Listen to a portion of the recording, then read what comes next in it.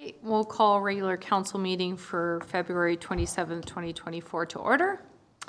As we gather, we are reminded that the town of Bonnyville is situated on Treaty 6 land that is steeped in rich Indigenous history and is the traditional homeland and home to First Nation and Métis people today. We respect the histories, languages, and cultures of First Nation, Métis, and all First People of Canada whose presence continues to enrich our community. All right, before us we have an agenda and we actually have a new item, a request for a refund of fees that I think we're going to add as 8G under new business. Thank you, Your Worship. Does everybody have a copy of that? Yeah, okay. Councillor Blanchette? I'll move adoption of the agenda as amended to add 8G, Madam Mayor. All in favor? Carried. All right, meeting minutes from February 13th. Were there any changes to those? Seeing none, a motion to accept as presented, please. Councillor Johnson? I'll move we accept the minutes as presented. All in favor? Carried. All right, so we have a delegation, the Regional Fire Chief Dan Heaney.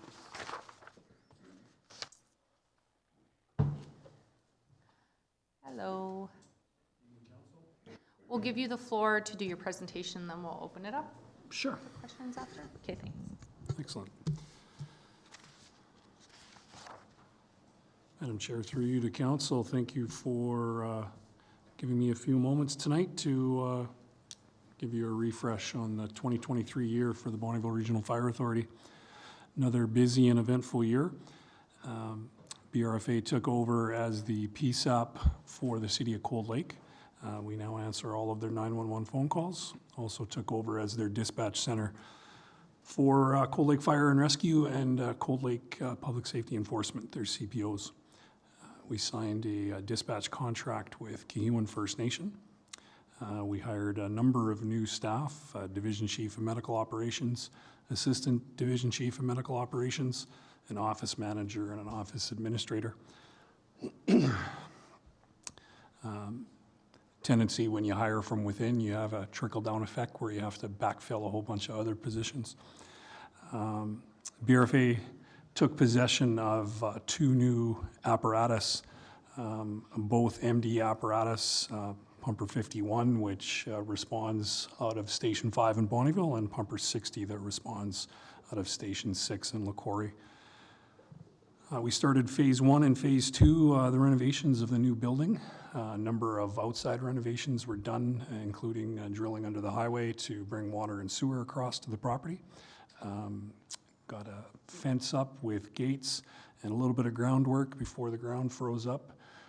Through the winter months, the interior renovations have been progressing, and we are looking at completion either the first or the second week of April. As the first step in transitioning our 911 center to the new NG 911 protocols, we transitioned the center to a new call handling and computer-aided dispatch software. So updated and basically ready for us to connect with the NG 911 information lines and start that transition pretty much whenever TELUS is ready. We received funding from AHS for power load stretchers. AHS Direct Delivery Services have had these stretchers for almost 3 years, and AHS decided late in 2023 that they would finally offer funding to all of the contract services for the same pieces of equipment. The intent behind them, there's been power stretchers for quite some time that would raise and lower themselves based on a motor, but the power load stretchers, the intent behind them is to minimize any lifting and twisting required by paramedics to put the stretcher into the back of the ambulance. So once the stretcher is lined up with the cradle, it actually loads itself into the back of the ambulance, and the hope is that we reduce the number one injury to paramedics, which are back injuries. We hosted a medal ceremony, first time since 2019, so we had quite a backlog of medals to deliver out to our members across all 3 divisions. So I believe we handed out almost 60 medals that evening, a combination of Alberta Emergency Services medals, both the 12-year and the 22-year versions, as well as a number of 20 and 30-year federal exemplary service medals were handed out. We completed a project whereby we revamped the organizational values. We spent about 10 months working with staff to identify, for them to tell us what they wanted the organizational values should be. And you'll find them as an attachment behind my report. You should see a values and value statement document that the board has approved in principle and waiting to be ratified at our next meeting. That document has been released to the staff since it was approved, and all staff that currently work for the organization will have to sign off that document as proof that they accept upholding the values of the organization, and it'll become part of the onboarding process for the organization. The first step in commemorating this project was the release of challenge coins to the staff, where all staff were issued challenge coins. And that was the first appearance of the new logo for the BRFA. If you take a look at the cover page of the report that I handed to you, this will be the first time that a lot of people in the public will have an opportunity to see that new logo.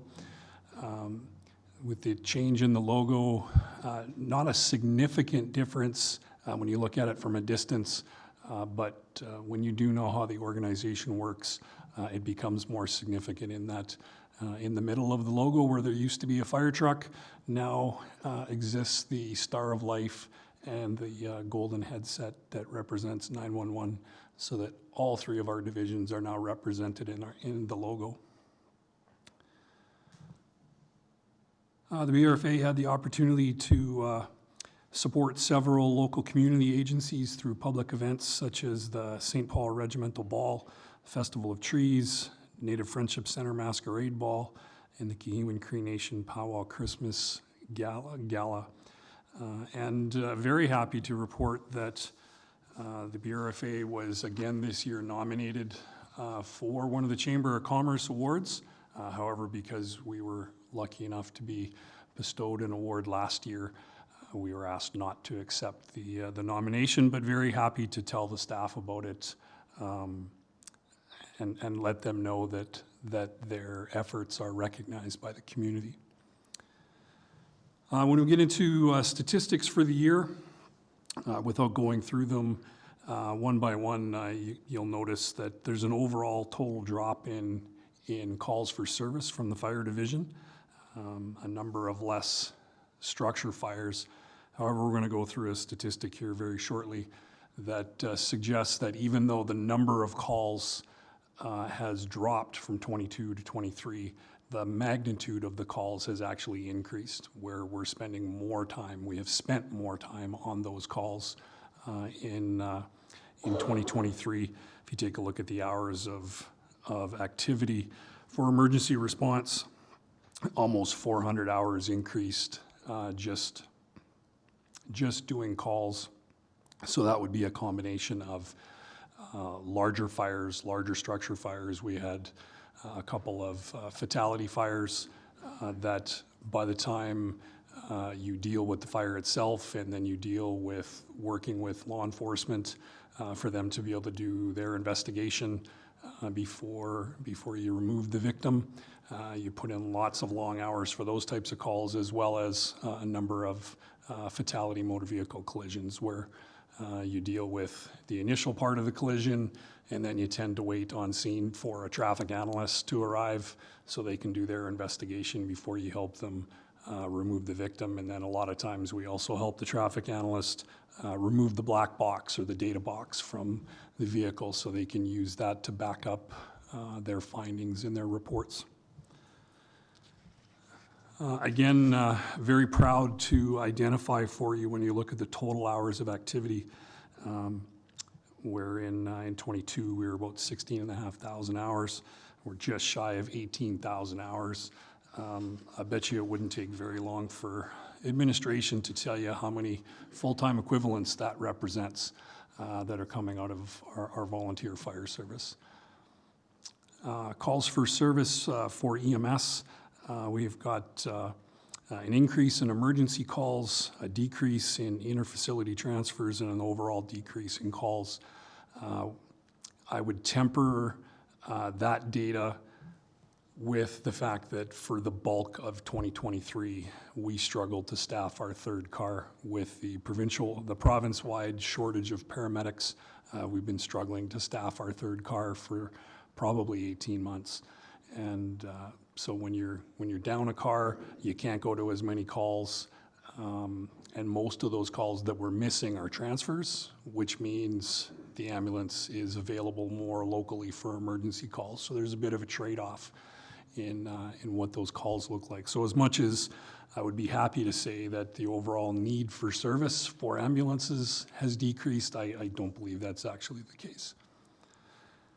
When you take a look at total calls for service from 911, a substantial increase in the volume of calls that they saw from just under 60,000 to just over 72,000 calls in 2023. When you look at the fact that there are only ever 2 staff on at a time, 24/7 in that center, that's a lot of phone calls per shift that they answer.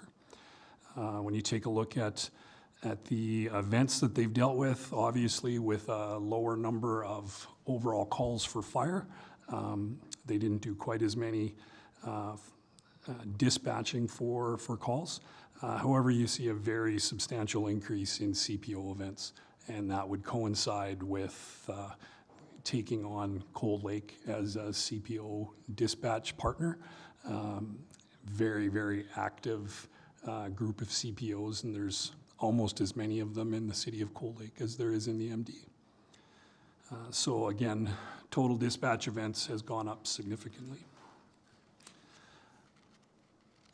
That would be the end of my official report, and would throw it back to you, Madam Chair, for questions from council.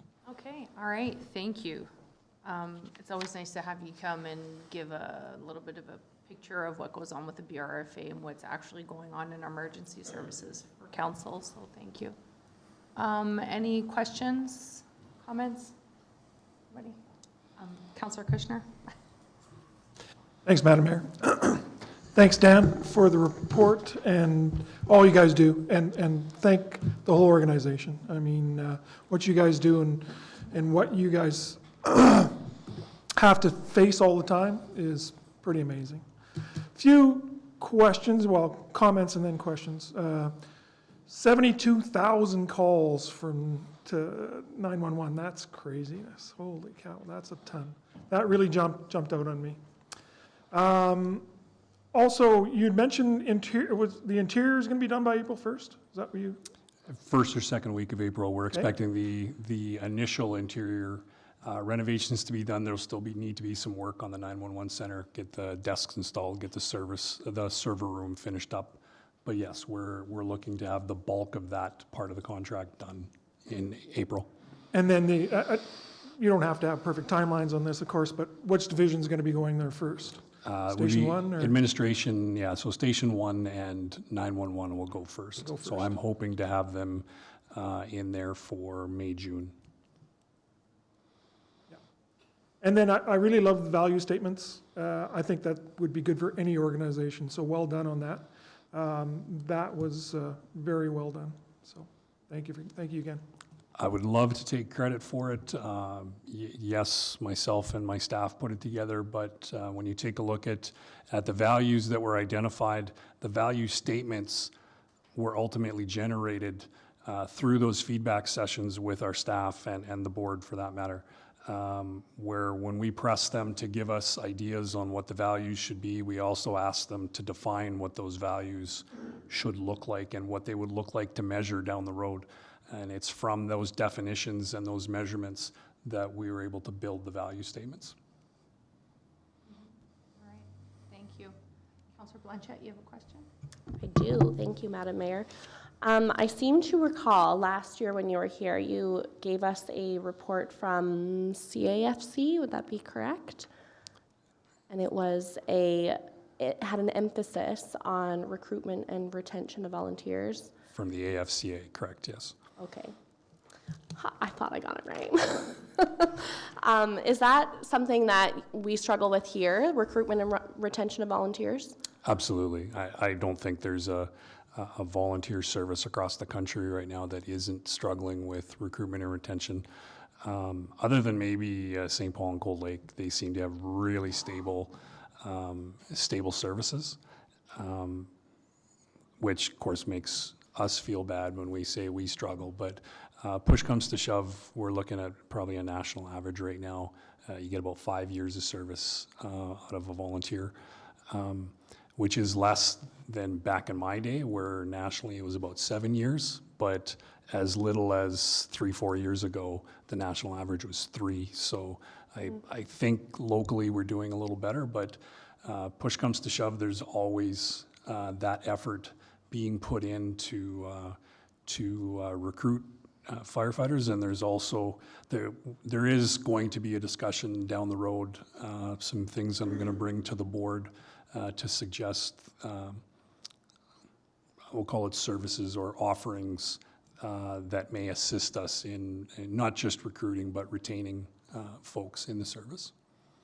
Perfect. Thank you. Any other questions? Sharon? Yes, thank you, Madam Mayor. Through to Chief Dan Haney. I echo Councillor Kushner's opening remarks. Just a couple of questions. With the interfacility transfers, thank you for answering part of the question that I was going to ask. So what happened to the rest of the numbers? Like who, because we had one unit out of service due to lack of resources, who picked up the slack on that end of the operations? The services around us ultimately would absorb that slack. And at the same time, I would say that we're all absorbing the slack for each other, in that for about the same period of time that we've been struggling to staff our third car, Cold Lake has been struggling to staff their second and third car. They've been running one car for the better part of the last 10 months. So between them, the Bonnyville area and St. Paul, we do a lot of flexing of ambulances between the three areas. So anytime one area starts to get depleted, it falls on the other areas to do it. It's part of the deployment plan that AHS has, where everything falls under one group. They control the movement of ambulances. In 2023, we saw one of our ambulances over the course of 2 weeks get dispatched to do standby in Lac La Biche 3 times in that 2-week period, because they were out of ambulances because they were short-staffed, and what they did have was being sent into the city for transfers. So it's kind of what goes around comes around, where one service may struggle at any given period of time. Usually there's one other one in the area that's strong enough to be able to flex and help out. Okay, thank you. And the other question I have, back to the number of changes that, so you took over the 911 public safety answering point, which I understand for the city of Cold Lake, but how does taking over the dispatch center for the city of Cold Lake and fire rescue work with the 911? Are they two independent? How does that all work? So it's still the same staff. It comes out of the 911 center. So the staff that we have up there, they receive the calls, and then they also dispatch for those calls for service. Okay, thank you very much. Appreciate it. Okay, thank you. Are there any other questions or comments? No? All right, thanks so much. Thank you very much. Appreciate your time. Okay, next up, land use bylaw amendment. Thank you, Your Worship. Administration's been working on adding blade signs to the section of the current land use bylaw. Though blade signs were initially discussed to be for the downtown revitalization and would carry no cost for the permits, they will be available to all districts except residential. A recommendation is that council provides first reading for land use bylaw amendment 1564-24 and direct administration to advertise and set the public hearing date for, it says March 19th, there was a typo, it's supposed to say March 27th, 2024.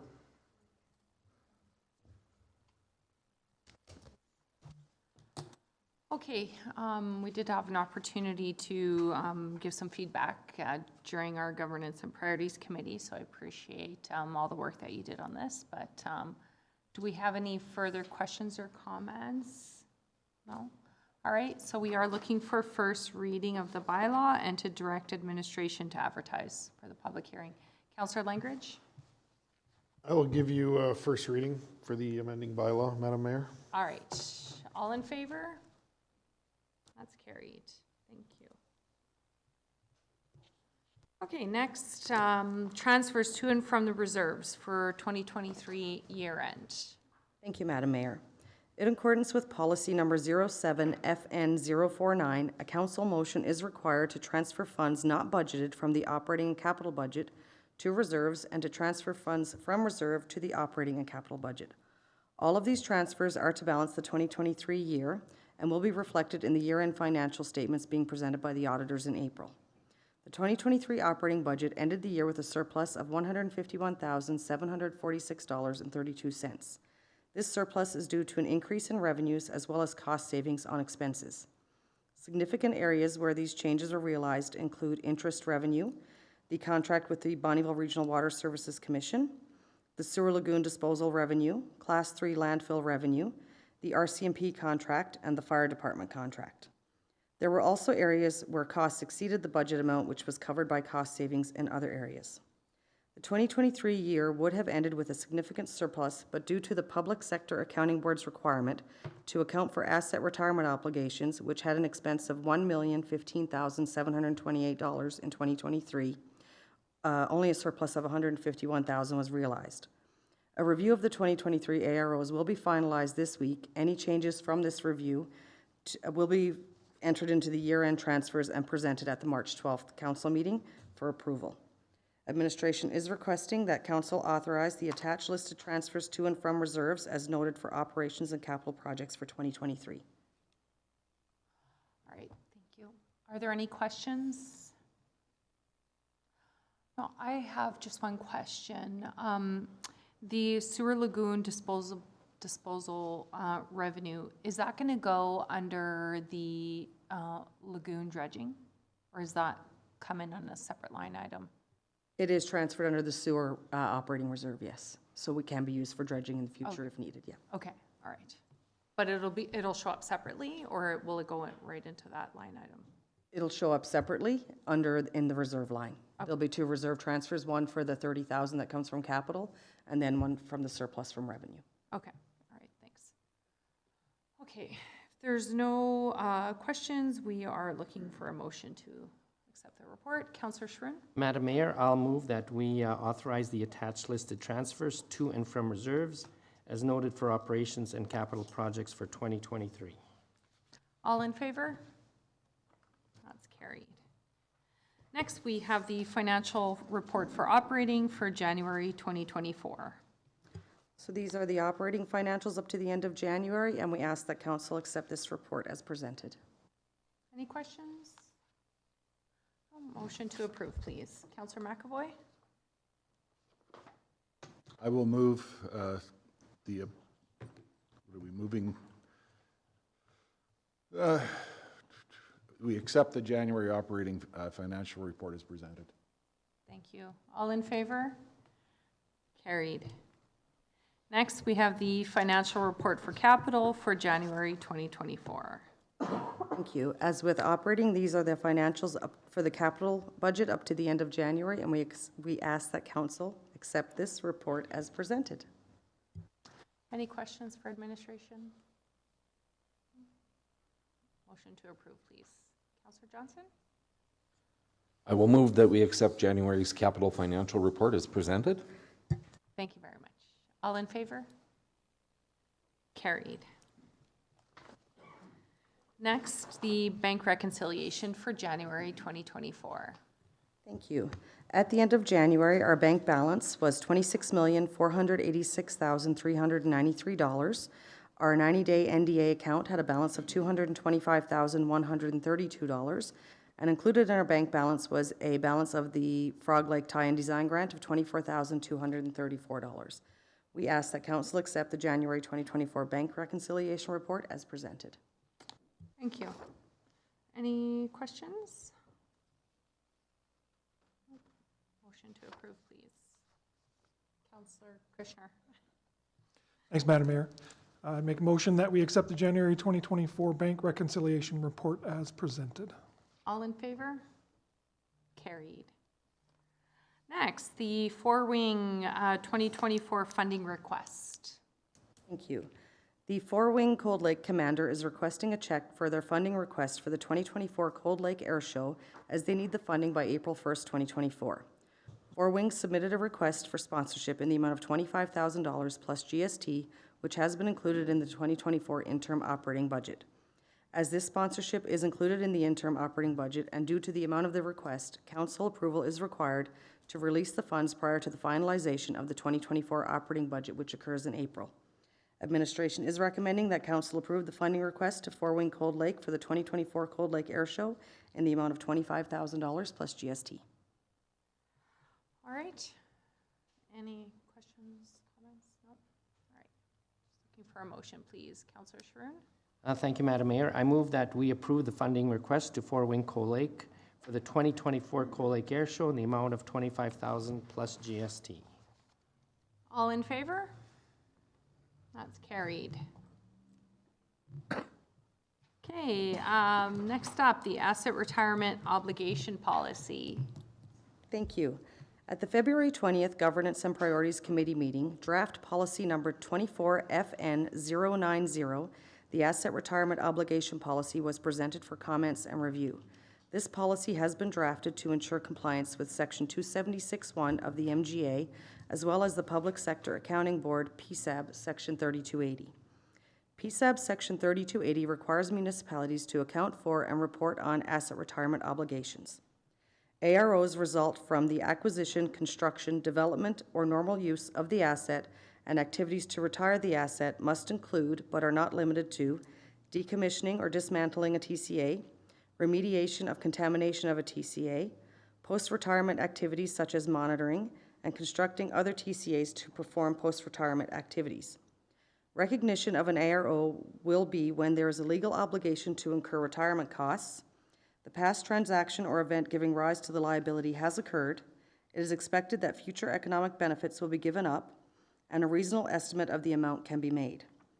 Assets requiring an ARO include the removal of asbestos, retirement of the landfill, and obligations that arise from legislation, contracts, court judgments, or lease arrangements. Town assets requiring an ARO include 15 buildings and 3 sites that require an ARO due to environmental legislation. The estimated cost to the town for 2023 onwards is $525,000. Administration is recommending that council approve policy number 24FN090, the asset retirement obligation policy. Okay, are there any questions? Councillor Kushner? Thank you, Madam Mayor. Through to administration. Just a question, I don't know if you'll have the answer to it or not, but when does a tangible capital asset become a liability? Because it's, to me, this is all liabilities. Well, based on, if we acquire an asset, a TCA that has asbestos in it, like a building or anything else, then we would also have to set up an ARO to remove that liability if we ever get rid of that asset in the future. Okay, if there's no other questions, we're looking for a motion to approve this policy, please. Councillor Blanchard? Thank you, Madam Mayor. I'll move that council approve policy number 24-FN-090, asset retirement obligation policy. All right, all in favor? Carried.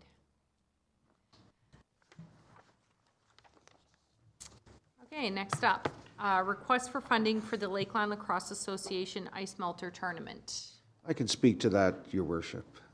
Attached in your packages is the sponsorship and donation request from Chelsea Tilbury, the tournament director for the Lakeland Lacrosse Association, requesting funding in the amount of $10,000 for the 10th annual Ice Melter Tournament that's going to be held May 10th to 12th in Bonnyville and Cold Lake. This matter was before council on February 13th at the regular council meeting and subsequently referred to the Governance and Priorities Committee for further discussion.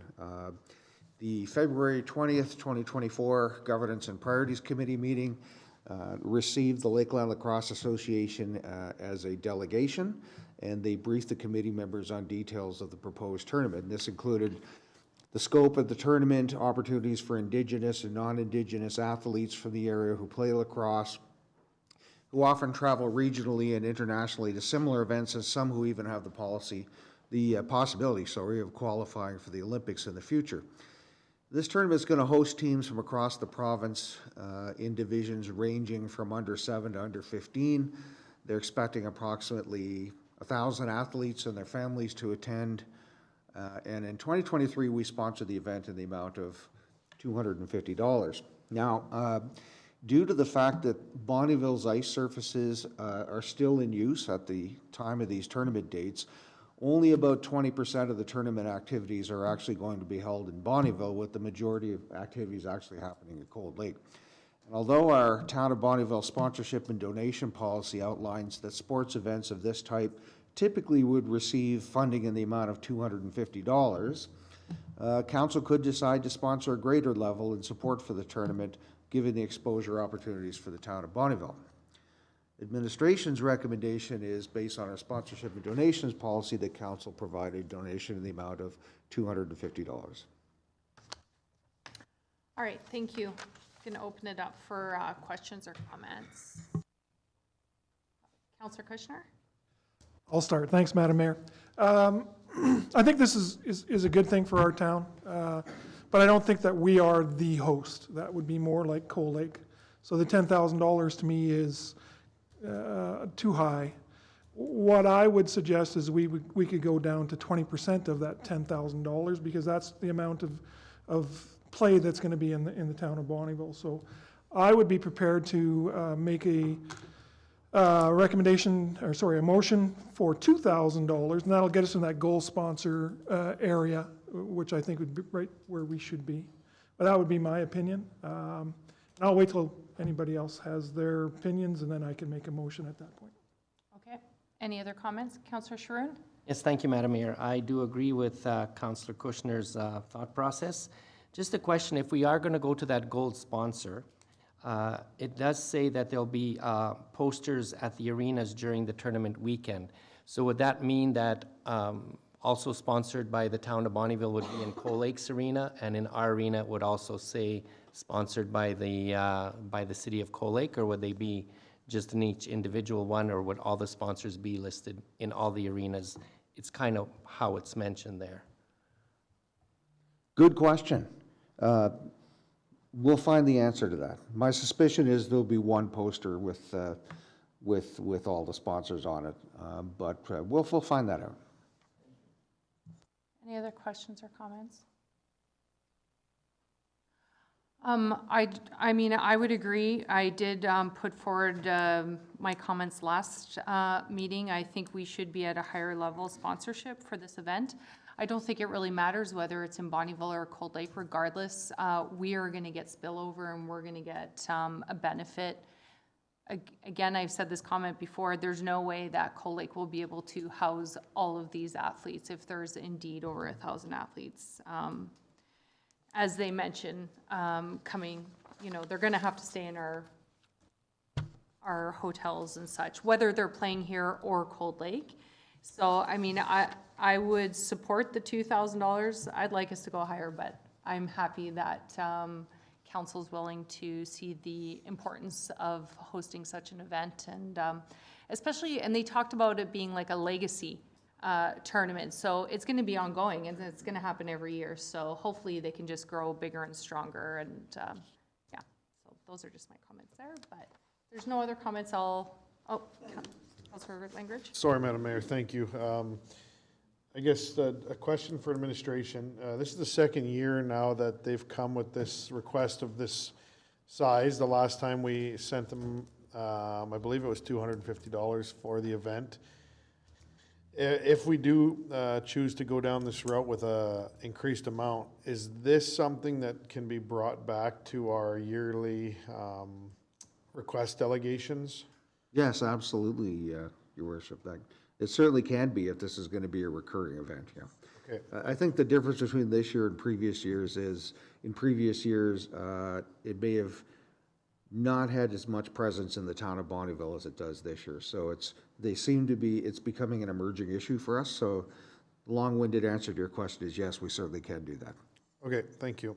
And the reason why is just, obviously, if we look further down in our package, we see our Appendix A of our donations policy, and it's February 27th, and our budget is already becoming stretched a bit. So the more that we can prepare for this during our budgeting time, which is, into the fall of this year, it would be much appreciated for any of our requests come through, then we can make these decisions and make sure that we have the proper amounts budgeted going forward, so. Yes, I'd be prepared to make motion that we do a sponsorship in the amount of $2,000 for the Lakeland Lacrosse Association for their ice melter tournament. All right. All in favor? All right. Opposed? Motion is carried. Thank you. Next, Borderlands Emergency Management Mutual Aid Agreement. Chief Haney, you're up. Once again. Thank you, Madam Mayor. For many years, municipal fire departments have been operating with mutual aid agreements with the departments surrounding their municipality in order to manage emergencies that require resources beyond their initial capacity. These agreements establish the potential resources available, the communication flow for accessing those resources, authorization requirements, as well as expected compensation so that everybody knows in advance what you're dealing with. The same concept can be applied for this particular agreement. Attached to your package is a sample of what the Borderlands agreement looks like. It's not necessarily up to date with all of the municipalities that are signed on. This just happened to be the one that we were able to get our hands on. Ultimately, the agreement provides resources to municipalities during emergency situations should the need arise. Those resources could be anything from a piece of heavy equipment to a scribe. So people resources would also be included in that. Ultimately, we believe there is importance in being able to leverage combined resources with neighboring municipalities and minimize the need for reaching out to the province for resources. Our recommended action would be that Council directs administration to enter into the Borderlands Emergency Management Mutual Aid Agreement, which at that point we would bring it back to Council once it's ready for signing. All right. Thank you. Are there any questions on this agreement? Councillor McAvoy? Through to Chief Haney, or Dem Haney at this particular point, because we're talking emergency management. I fully support the concept of this agreement. There is one question I do have for you, and I'm not sure if you'd be able to answer it yet, is knowing the history of this document, one of the concerns was the interprovincial nature of the document. And this one that you've provided to us still shows the RM of in Saskatchewan. Yeah, is it Wilkie? Yeah, I think it's the that area. Yeah, and one of the concerns that has plagued this agreement was how does it work with sending our employees into another province to work in relations to workman's compensation, all of the regulations and that. Was that addressed finally in this, or is that still outstanding? I haven't seen any language specific in the agreement that would address that. I would suggest that's something that you would either A, address at the time that you were going to deal with it, or B, probably is reflected in the fact that there's only one municipality in Saskatchewan that has signed on to the agreement, and the bulk of them are Alberta municipalities, and for that matter, there's only a few that would be considered borderlands nowadays. I do support this, and I want to see this happen. I just want to make sure that we're not in a situation where we're placing our staff in a position that could be detrimental to them. I would having it addressed within the document. Right. I would suggest that, from my recommendation in dealing with that situation would be for any interprovincial agreements that we would lean on the province to help iron out those pieces. A lot of times when you're dealing with stuff interprovincially, you don't necessarily see the agreements come through the two municipalities. You would ultimately wait for the Provincial Emergency Coordination Center to reach out to municipality and make the ask, and then they would help pave the way to make it smooth and make sure that no workers are put at risk. Thank you. All right, good. Thank you. Thanks for the question. Councillor Schroen? Yes, Madam Mayor, I'm 100% in favor of this Borderlines Emergency Management Agreement, especially after the emergency management functional exercise we took the other day, and just how much we need, if we ever need that situation, to have these people to call on and assist us when if there ever is an emergency. So with that, I'm prepared to make the motion that we enter into a Borderlines Emergency Management Mutual Aid Agreement. Okay, thank you. All in favor? Do you have a question? I do have a question, discussion on the motion. Yes, discussion on the motion. Yeah. This is not a final agreement that's been put before us. This is a 2019 agreement. Correct. So We're not actually seeing a final agreement, so I can't see how we can approve. yeah, just the request would be to direct administration to make that happen, and once an updated agreement is in hand, that would come back to council. Yeah. So as long as the motion reflects that, as opposed to we're giving our approval to sign this agreement. Yes, no, sorry, that council direct administration to enter into the Borderline Emergency Management Mutual Aid Agreement. That's how it's worded. Right? Yeah, that's what the recommendation is worded. You're okay with that then? Yep. Yeah, okay, all right. I'll call the motion. All in favor? It's carried. Okay, next we have another request for donation from the Premier Cheer Parents Association. Thank you.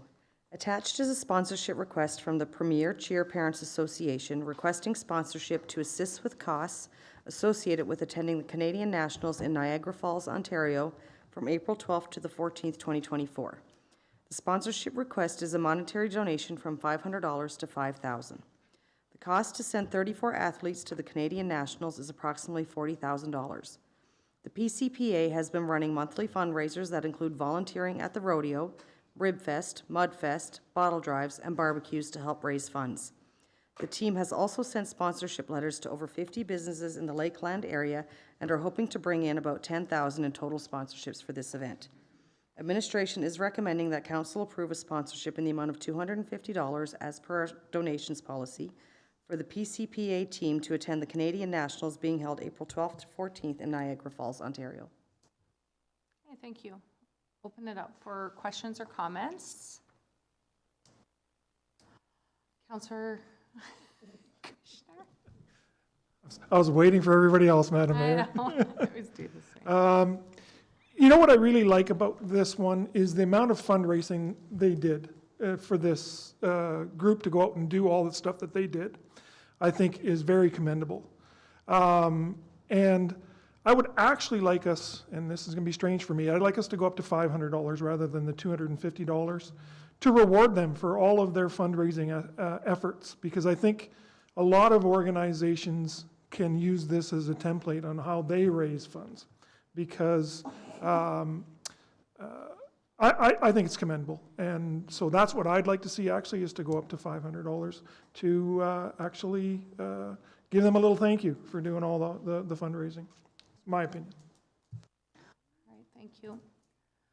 Are there any other comments or questions? No? All right.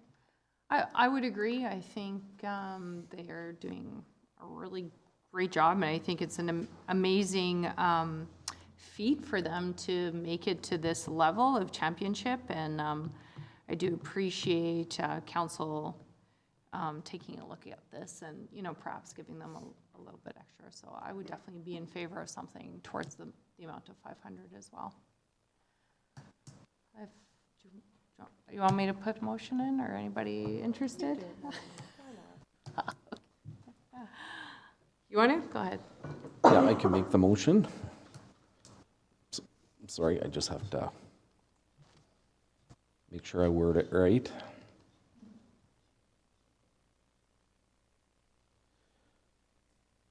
All right, so I will make the motion that we approve sponsorship in the amount of $500 to the PCPA team to attend the Canadian Nationals at the beginning of April the 12th to the 14th in Niagara Falls. All in favor? Opposed? I didn't see, was it up? Okay. Approved. Okay. It was carried, sorry. Next, the Dragonfly Center Sexual Violence Services Charity Golf Tournament sponsorship. Thank you. Attached is a sponsorship request from the Dragonfly Center Sexual Violence Services for their annual charity golf tournament being held August 23rd, 2024 at the Bonnyville Golf and Country Club. Funds raised from this event would be used to continue to offer free counseling and support services to survivors of sexual violence. Over the last fiscal year, the Dragonfly Center had over 1,500 clients access their services, with over half of the clients living within the Lakeland area. The 2023 golf tournament raised over $35,000 for the center. The amount of funding requested in 2024 is $3,500, which is the same amount as last year. In 2023, the town chose to be the golf ball sponsor under this level of sponsorship. This sponsorship is available again, and as per the email attached, the Dragonfly is hoping the town will consider being the golf ball sponsor in 2024. The 2024 interim operating budget includes the amount of $3,500 for this event. Administration is recommending that council approve a gold level sponsorship in the amount of $3,500 for the golf ball sponsorship for the Dragonfly Annual Charity Golf Tournament. All right, thank you. I'll open it up. Any comments, questions? Councilor Blanchett?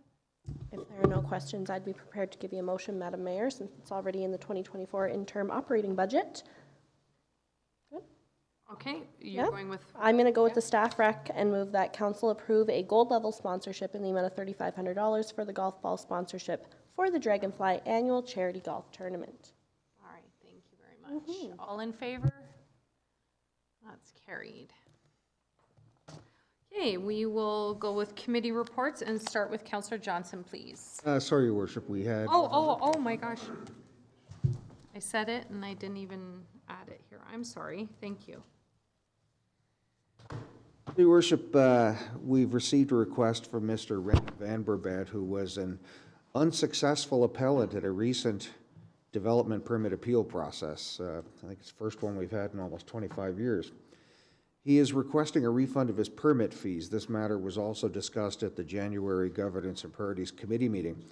Although bylaw 1553-23, which is attached, says that appeal fees may be refunded at the sole discretion of council, most municipal councils tend to only do this for successful appeals. In practice, we would not recommend that council refund appeal fees for unsuccessful appellants due to the precedent that it might set. The recommendation was also confirmed through the opinion of legal counsel. Accordingly, administration recommends that a council deny the request for the refund of subdivision and appeal board fees in this case. Thank you. Are there any questions or comments? No. I mean, I would agree with what you had just mentioned, Bill. I mean, the precedent that it would set, you know, you pay to have something happen, and just because, you know, if it was unsuccessful, doesn't necessarily mean that you get. Yeah, thank you, Your Worship. I mean, the reason for fees with appeals is you have to be serious to be able to pay the fee, and it tends to discourage frivolous appeals and things like that. So the fact that someone who's successful at appeal gets their money back isn't really a big deal. But if we gave everyone their money back, everybody will appeal everything. And so it does set a legal precedent that we're recommending council not go down. But it's we're looking for your direction. Thank you. What say you, council? We're looking for a motion. Councillor Kushner? I'll make the motion that we recommend to deny the request to refund subdivision and appeal board appeal fees in this case. Thank you. All in favor? That's carried. Thank you. All right. Next, we go to committee reports. Councillor Johnson, please. Thank you, Madam Mayor. All right, so February 14th, I was at the C2 with the rest of council when we did a promotional video shoot for the upcoming Winter Games.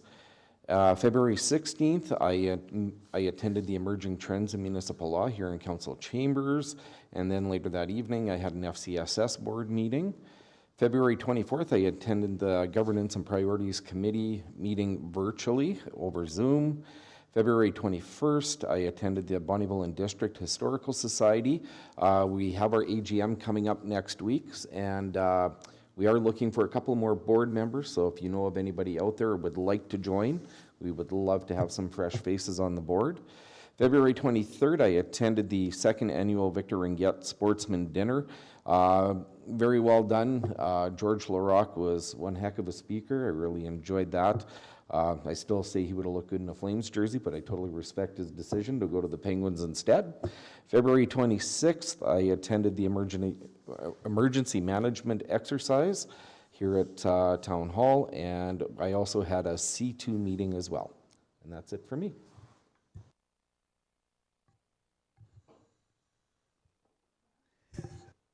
Thank you, Madam Mayor. I'll echo a lot of Councillor Johnson's report. On the 14th, the Winter Games photo op. Then on the 15th, the emerging trends with Brownlee. Then the Governance and Priority Committee on the 20th. The Economic Development Committee met in the morning of the 22nd, and I was able to make the morning for the emergency management training. And then we had a Regional Sports and Tourism Committee meeting last night, and that would be it for me. Thank you, Madam Mayor. On January 25th, we hosted the Alberta Munis 2 delegates for supper. On the 31st, I had a naming committee. I wasn't here after that. So on the 2nd and 3rd of February, I attended the 77th Annual Alberta Association of Agricultural Societies. There was sessions the full 2 days.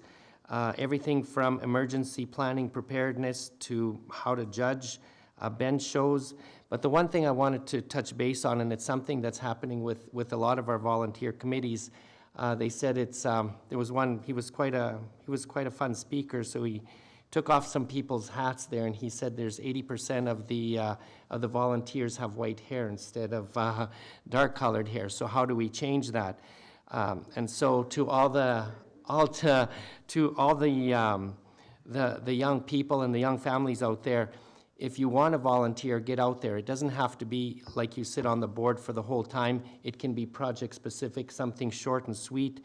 It's going to build up your self-esteem, management skills. It looks great on your resume. So any help that you can, whatever field you're comfortable with, go ahead and volunteer. And like I said, you don't have to sit on there and attend all the meetings and everything, but just help out at some social events that they have, and that would be excellent. Okay, after that, on the 5th, we had a recap of our Ag Society convention, and we went through our strategic planning. Then on the 14th, we had the Alberta Winter Games announcement. On the 17th, I attended the Winter Invitational at the Synovus Rink for the Ronald McDonald House. 20th, Governance and Priorities. 21st, Bonnie Lodge, Lakeland Lodge and Housing Foundation. On the 23rd, the Victor Ringet Sportsman Dinner. And on the 26th, the Emergency Management Functional Exercise. And that's it for me. Okay, for myself, on February 21st, I did an in-depth interview with a third party in regards to stakeholder relationships with Imperial Oil. So it was just an opportunity to give some feedback. They're doing this, I think, across country, actually, with all their stakeholders on, you know, how are they doing? How can their relationships be better? What more information can we get from them? That kind of thing, so. February 22nd, I had a workshop for the downtown revitalization through the ACDEV committee. Then on the 26th, participated in the emergency management functional exercise. I really enjoyed it. I learned a lot. I think there was an important comment there about, you know, you read through these and you kind of see on paper what your role might be, but to actually do it, I think is really important, and gave you a good idea of, you know, what you should be doing in those instances. And then in the evening, we had a C2 board meeting. That's it. Thank you, Madam Mayor. February 14th, I had a Bonnyville Wellness Coalition meeting, and then along with the rest of council, I attended the C2 to do that video for the Alberta Winter Games. February 15th, spent the day here for the Brownlee session, followed by an FCSS board meeting that evening. February 20th, the Governance and Priorities Committee meeting, followed by an SPCA Policy Committee meeting. February 23rd, attended the second annual Sportsman Dinner. February 26th, yesterday, also attended the functional exercise here at the town. And just a kudos to everybody, and he did a great job. Good job, Chief Haney, leading us through that. I don't know that fun would be the most appropriate word choice as we work through an emergency, but I really enjoyed myself yesterday, so thank you, everyone. And then I had an SPCA board meeting yesterday evening. That's all for me.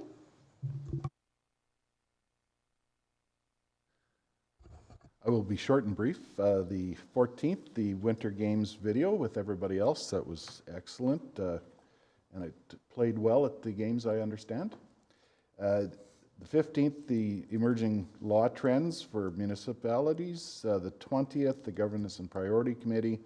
The 22nd, on behalf of the Bonnyville Regional Water Services Commission, I met with the accountants doing the annual audit.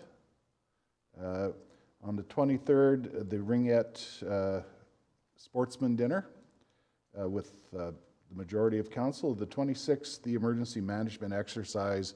And I have to compliment our Director of Emergency Management for the scenario he chose, which was an infrastructure failure. And I think it was a good choice and showed us that not all emergencies involve flames. So, well done, Dan.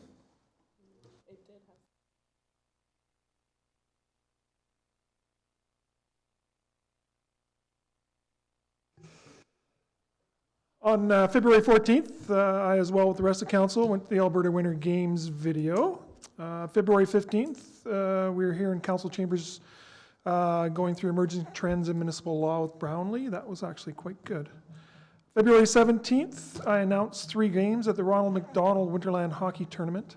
Over $176,000 was raised in this region, so that's fantastic. And it's such a great thing for the area. February 20th, Governance Priorities meeting. February 22nd, the Economic Development workshop, the committee workshop. February 23rd, I also went to the Victor Ringet Sportsman Dinner. Very well done. Neil, kudos to you and your staff. It was really well done. I thought you guys did a great job there. And February 26th, the emergency management functional exercise. I like that as well. I missed a really big thing that I did actually in the last couple weeks since our last meeting. I actually attended the Alberta Winter Games in Grand Prairie for 3 days. So went up with some other members from the Sports and Tourism Committee. We attended the opening ceremonies. I was able to observe many of the sports, did some tours, asked some questions, learned all the things, the good, bad, and ugly, as we move into the next few years, planning to host our very own Alberta Winter Games in 2026. So thank you. All right, moving along our agenda here, we have a report from the Ronald McDonald Winter Invitational, just giving us an update. I can't remember in here where it says how much they, February 16th there to it is. 18th, your worship, made over $176,000 was raised. good on them. Congratulations to them. The council reception, Appendix A. Then we also have, unfortunately, a walk-on. It is a letter to us from the federal government, just letting us know that we actually we were not successful in our application for for the portion of the pool.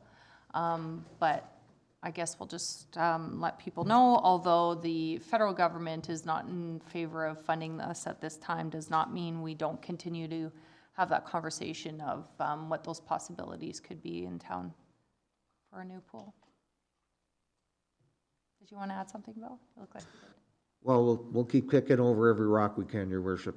We'll explore all alternatives. All right, thank you. Okay, we have one item in camera. Oh, sorry, are there any questions?